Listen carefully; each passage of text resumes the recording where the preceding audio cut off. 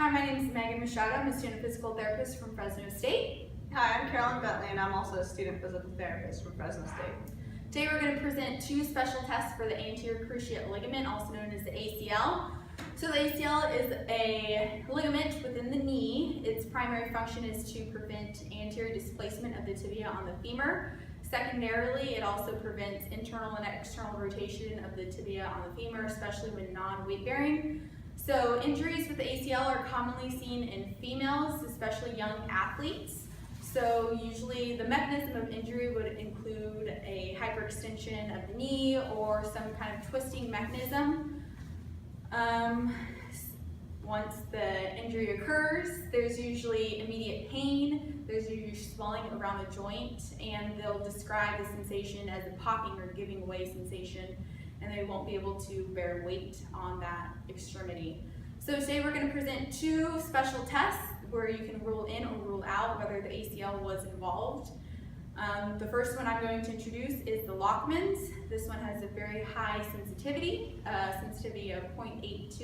So with that said, if you get a negative, it is most you're likely to be able to rule out that the ACL is involved. So with the Lachman's, you're going to have your patient lie supine, and you're going to flex the knee to about 15 degrees. You're going to use one hand to stabilize the distal femur, and the other hand is going to stabilize the proximal tibia. And then with the hand stabilizing the tibia, you're going to provide an anterior force, and you're going to check for any type of displacement. When you're doing this one, you always want to start on the unaffected extremity.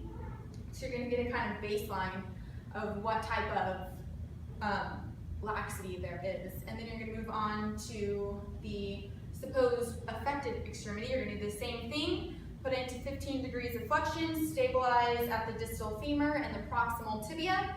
And you're going to do the same thing, apply an anterior displacement force to the tibia, checking for any type of displacement.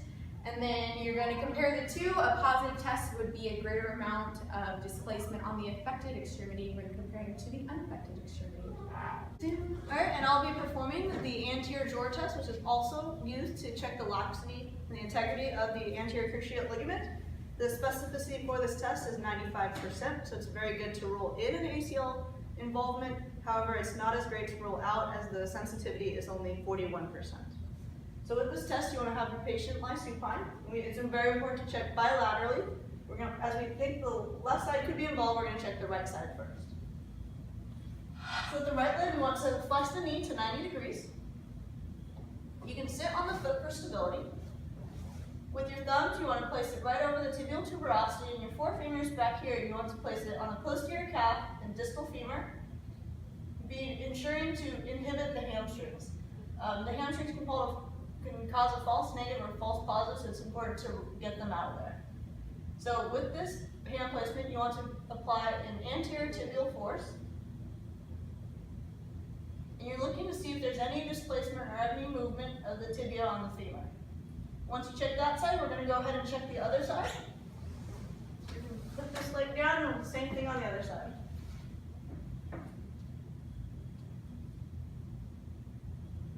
And as you can see, there's no movement on either side, and the movement is the same. From this, you can rule out an ACL involvement.